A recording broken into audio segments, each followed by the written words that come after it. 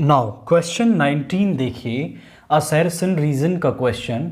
For any non zero vectors A vector, तो यहां पे A vector into minus A vector dot A vector जो है वो -1 है। तो यहां पे आप समझें कि ए वेक्टर इज यूनिट वेक्टर।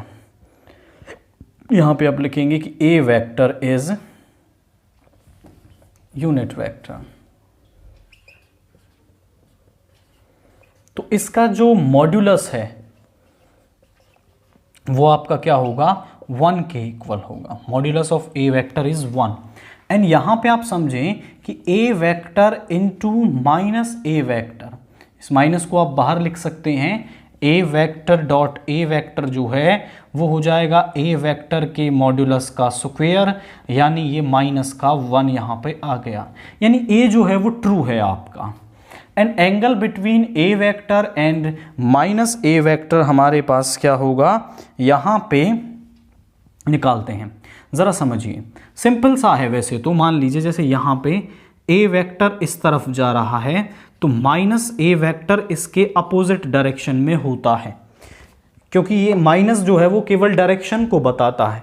तो यहां पे आप सिंपल देख पा रहे हैं कि इनके बीच का जो एंगल है वो आपका 180 डिग्री है। एंड यहां पे आप डायरेक्टली बाई फॉर्मूला निकालेंगे तो cos theta is equal to a vector dot minus A vector upon a vector का मॉड्यूलस माइनस ए वेक्टर का मॉड्यूलस।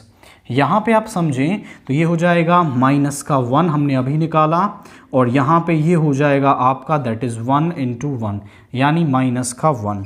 तो cos थीटा हमारे पास आ गया माइनस का 1, और -1 किस पर होता है, cos पाई पर। So that is theta is equal to pi, यानी 180 हमारे पास होगा। और ये कह रहा है कि π/2 होगा, तो आप कहेंगे कि a तो जो है वो यहाँ पे ट्रू है एंड जो r है वो फॉल्स है, and r is false because जो दो वेक्टर्स जो एक दूसरे का नेगेटिव हैं उनके बीच में बनने वाला एंगल 180 डिग्री का होता है, क्योंकि वो एक दूसरे के अपोजिट होते हैं, तो उनके बीच में एंगल 180 डिग्री का बनता है।